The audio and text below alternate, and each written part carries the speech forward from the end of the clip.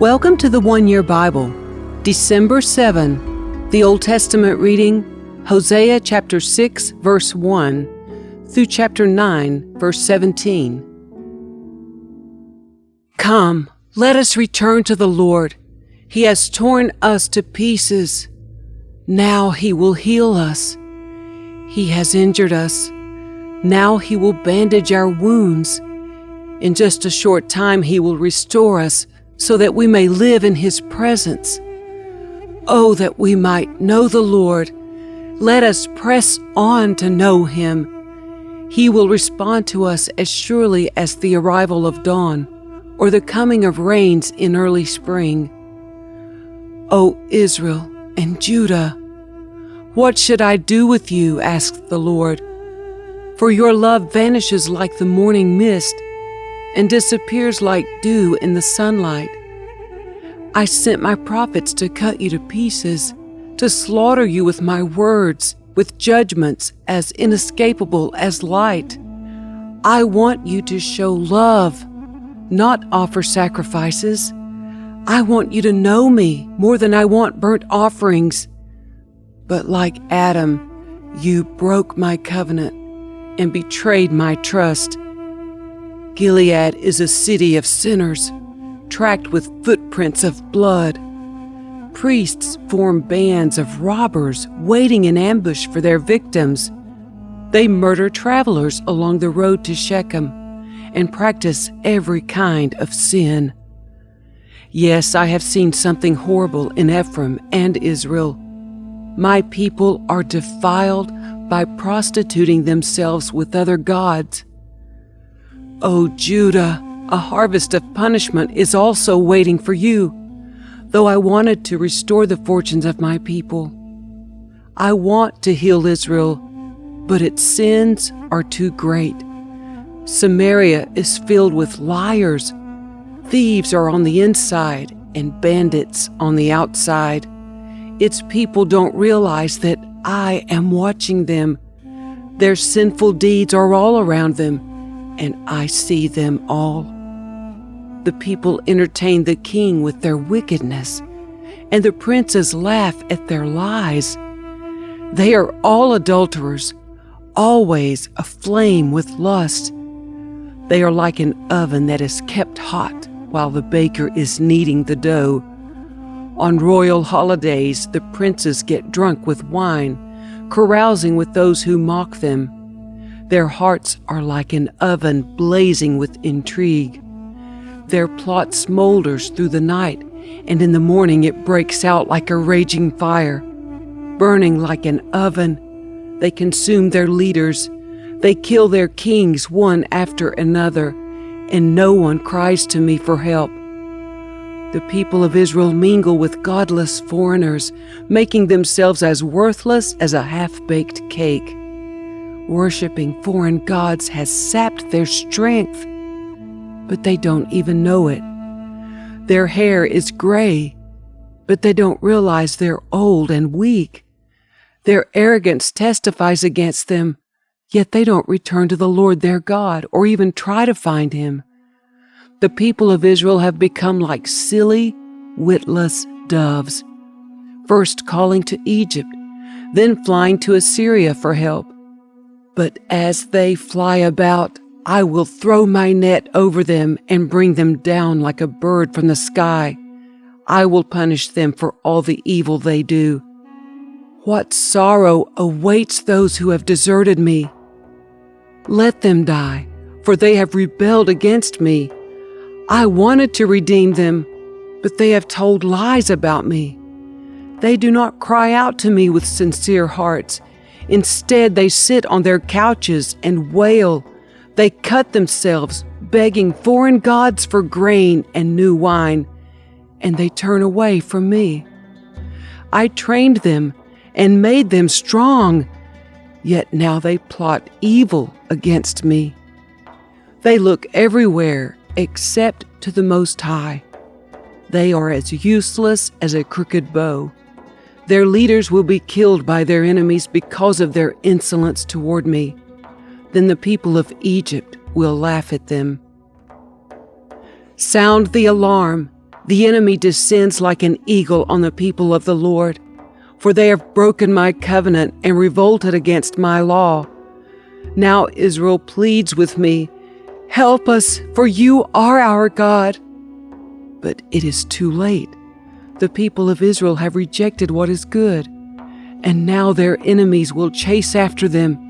The people have appointed kings without my consent, and princes without my approval. By making idols for themselves from their silver and gold, they have brought about their own destruction. O Samaria, I reject this calf, this idol you have made. My fury burns against you. How long will you be incapable of innocence? This calf you worship, O Israel, was crafted by your own hands. It is not God. Therefore it must be smashed to bits. They have planted the wind and will harvest the whirlwind. The stalks of grain wither and produce nothing to eat. And even if there is any grain, foreigners will eat it. The people of Israel have been swallowed up. They lie among the nations like an old, discarded pot. Like a wild donkey looking for a mate, they have gone up to Assyria. The people of Israel have sold themselves to many lovers. But though they have sold themselves to many allies, I will now gather them together for judgment. Then they will writhe under the burden of the great king. Israel has built many altars to take away sin, but these very altars became places for sinning. Even though I gave them all my laws, they act as if those laws don't apply to them. The people love to offer sacrifices to me, feasting on the meat, but I do not accept their sacrifices. I will hold my people accountable for their sins, and I will punish them.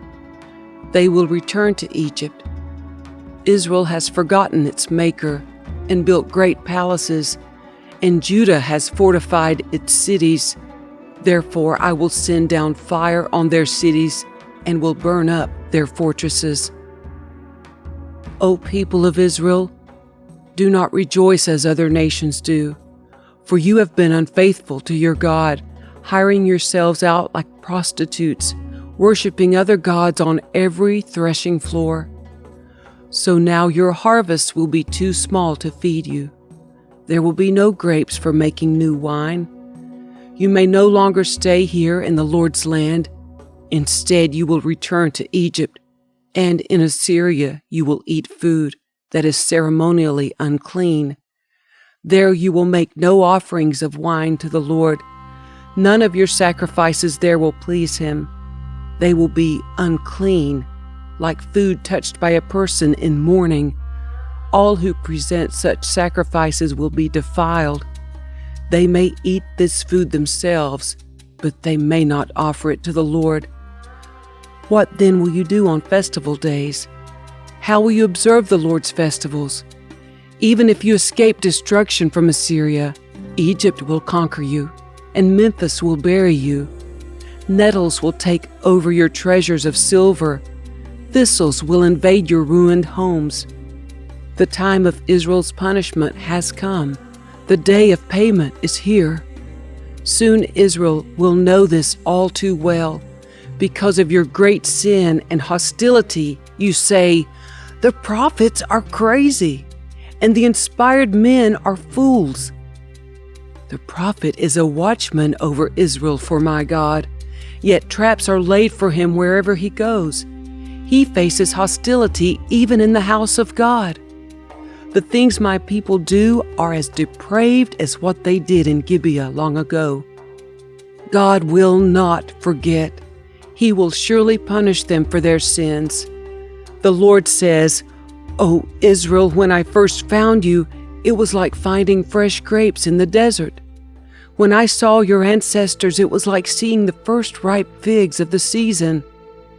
But then they deserted me for Baal Peor, giving themselves to that shameful idol. Soon they became vile as the God they worshipped. The glory of Israel will fly away like a bird, for your children will not be born or grow in the womb or even be conceived. Even if you do have children who grow up, I will take them from you. It will be a terrible day when I turn away and leave you alone. I have watched Israel become as beautiful as Tyre, but now Israel will bring out her children for slaughter. O Lord, what should I request for your people? I will ask for wombs that don't give birth and breasts that give no milk. The Lord says, all their wickedness began at Gilgal. There I began to hate them. I will drive them from my land because of their evil actions. I will love them no more because all their leaders are rebels. The people of Israel are struck down. Their roots are dried up, and they will bear no more fruit. And if they give birth, I will slaughter their beloved children. My God will reject the people of Israel because they will not listen or obey. They will be wanderers, homeless among the nations.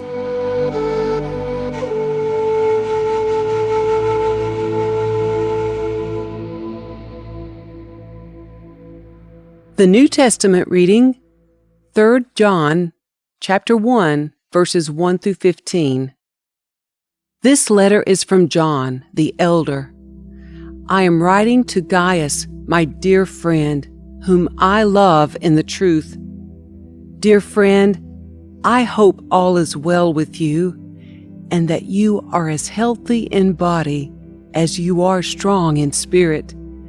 Some of the traveling teachers recently returned and made me very happy by telling me about your faithfulness and that you are living according to the truth.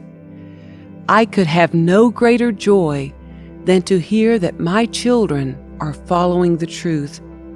Dear friend, you are being faithful to God when you care for the traveling teachers who pass through, even though they are strangers to you. They have told the church here of your loving friendship. Please continue providing for such teachers in a manner that pleases God, for they are traveling for the Lord, and they accept nothing from people who are not believers. So we ourselves should support them, so that we can be their partners as they teach the truth. I wrote to the church about this, but Diotrephes, who loves to be the leader, refuses to have anything to do with us. When I come, I will report some of the things he is doing and the evil accusations he is making against us. Not only does he refuse to welcome the traveling teachers, he also tells others not to help them. And when they do help, he puts them out of the church. Dear friend, don't let this bad example influence you. Follow only what is good. Remember that those who do good prove that they are God's children, and those who do evil prove that they do not know God. Everyone speaks highly of Demetrius, as does the truth itself. We ourselves can say the same for him, and you know we speak the truth. I have much more to say to you, but I don't want to write it with pen and ink, for I hope to see you soon, and then we will talk face to face. Peace be with you. Your friends here send you their greetings. Please give my personal greeting to each of our friends there.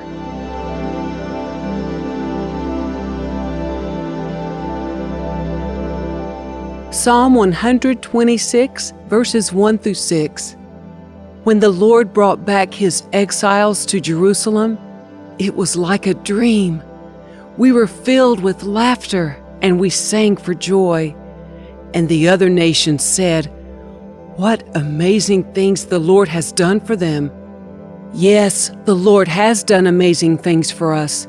What joy! Restore our fortunes, Lord. As streams renew the desert, those who plant in tears will harvest with shouts of joy. They weep as they go to plant their seed, but they sing as they return with the harvest.